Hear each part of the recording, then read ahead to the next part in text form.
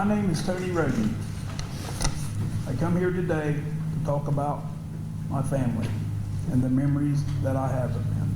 First of all, I would like to thank the court and the state of Ohio for giving me the opportunity to do so as a victim. I lost two brothers, Chris Rhoden Sr., Kenneth Rhoden. I also lost a niece, Hannah Rhoden. I also lost two nephews, Frankie Rhoden, Chris Rhoden Jr.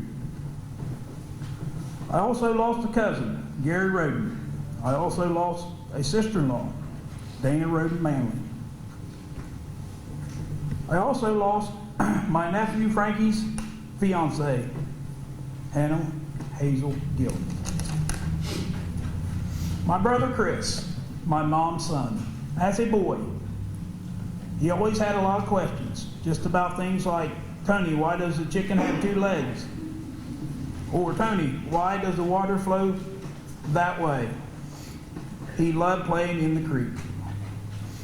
When in the creek, we would get up, Chris and I and my other brothers, Stephen and Kenneth, would build small toy boats.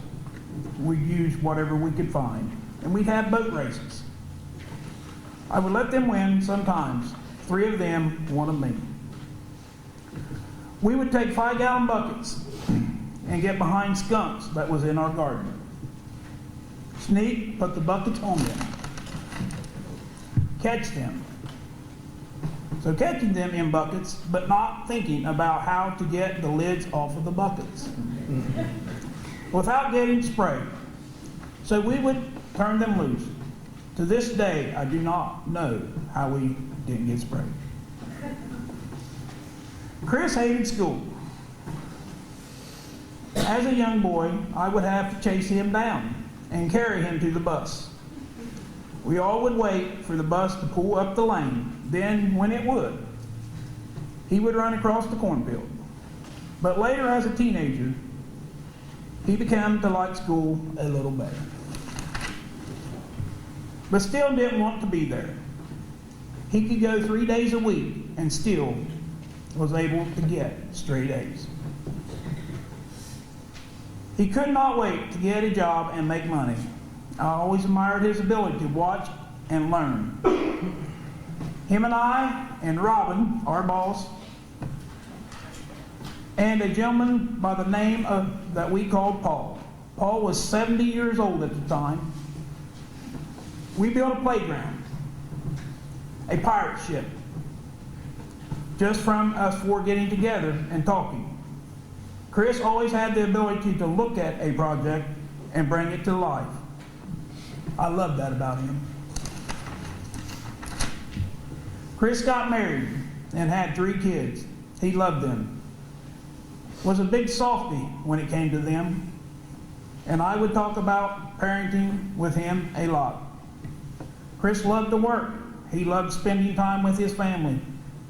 He was very soft-spoken. People would ask me often, Tony, does your brother Chris ever talk? I would reply, that's his nature. If Chris could help someone, he would. No matter if he knew them or not, he would help. We would talk about fireworks a lot. He loved fireworks. Chris would always do research on fireworks and keep me up to date. I believe he got that from our dad, which also loved fireworks. I have so many memories of my brother Chris that I wish I could put them all down on paper. So whoever hears this today could see through my memories how my brother Chris really was. Caring, gracious, loving, family man, and kind. He taught me a lot, and I hope I was able to do the same for him.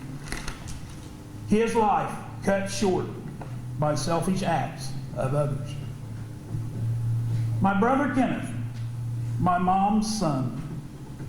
As a young boy, he would always hang out with me and my other brothers, Chris, Stephen, and Brady. We would have mud fights in the creek. But when we got in trouble for doing that, Kenneth somehow got less punishment For it, he always would have that innocent look about him.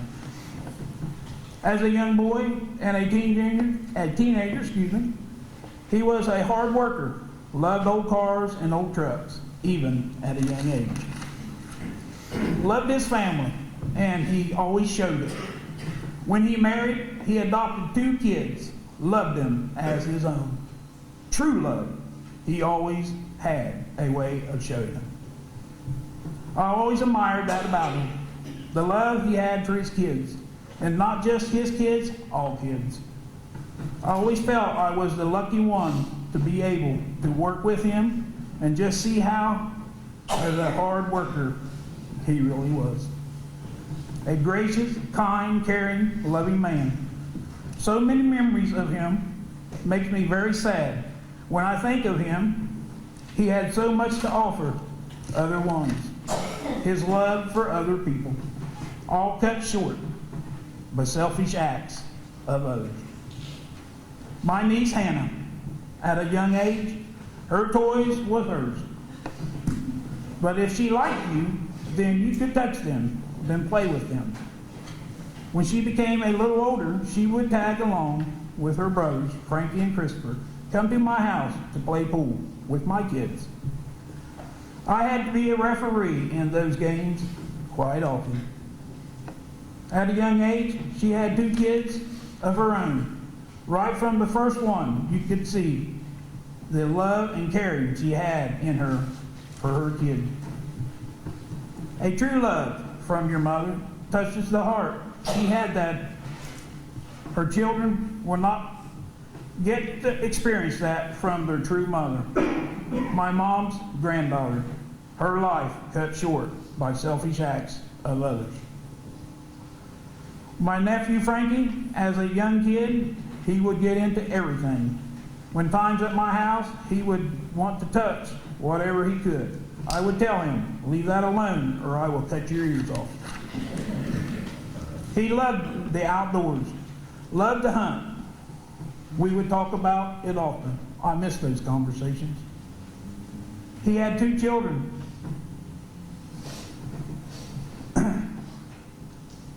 Of them, a loving dad was becoming a good worker. His children were not to get experience the true love of their dad, my mom's grandson. His life cut short by selfish acts of others. My nephew Christopher, I like to refer to him as Little Chris.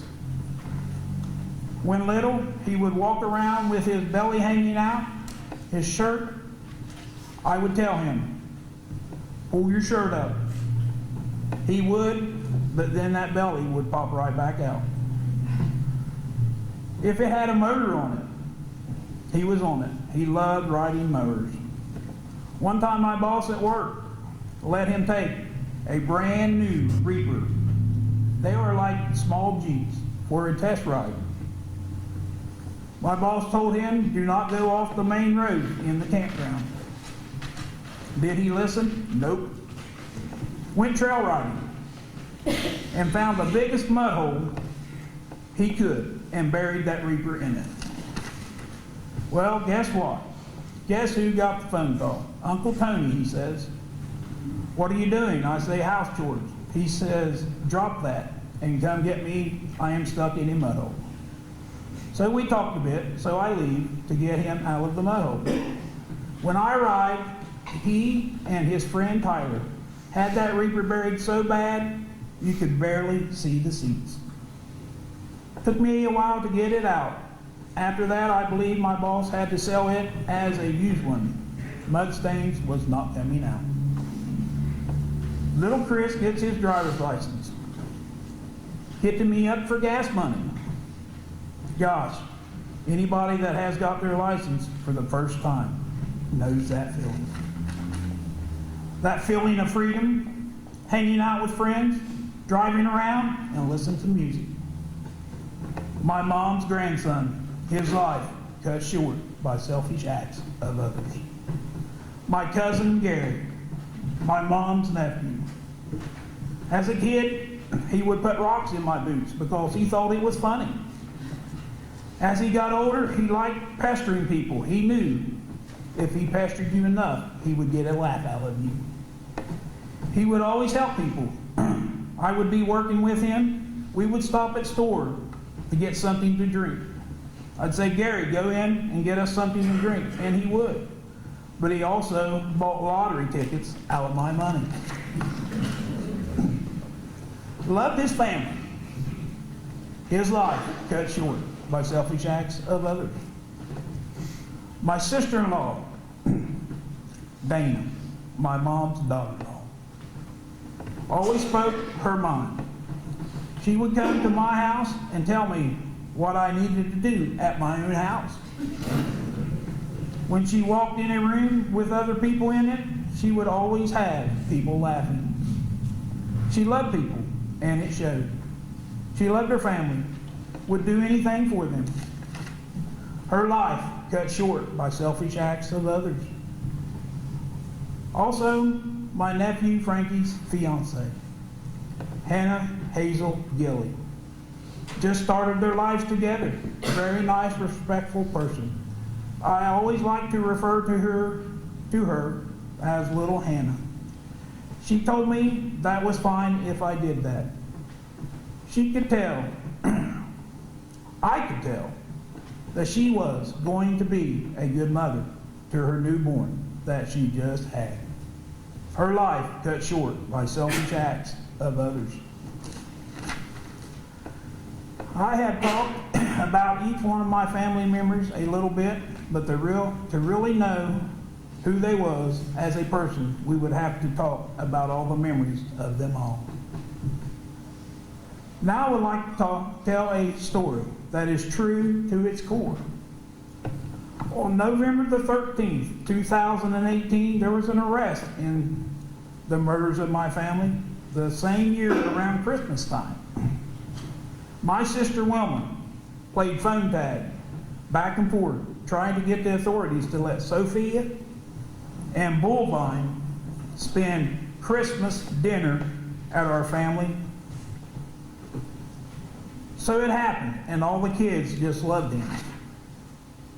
And at this Christmas dinner, our mom was handing out presents to her younger grandchildren and her great-grandchildren. So they all filing through, sitting on Mom's lap as she hands their present to them. Pictures were being taken. And then Bullvine's name is called. He walks up to Mom. She puts him on her lap. She hands him the present. Pictures are taken. She puts him down and gives him a hug. I am sitting in the kitchen crying as I watch. Bullvine is no relation to our family, but he is the defendant's son. True love, that's what was showed that Christmas dinner. It was embedded by our mom to all of her kids. We all have it in us. Chris taught it to his kids, it showed. Kenneth taught it to his, and it still shows. True love.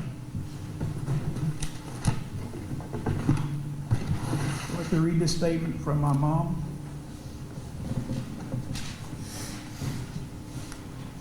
Geneva Rhoden. George Wagner, you are still breathing. My two sons are not breathing. My grandchildren are not breathing. They are all children left behind. I'd just like to see some justice. Thank you, Your Honor.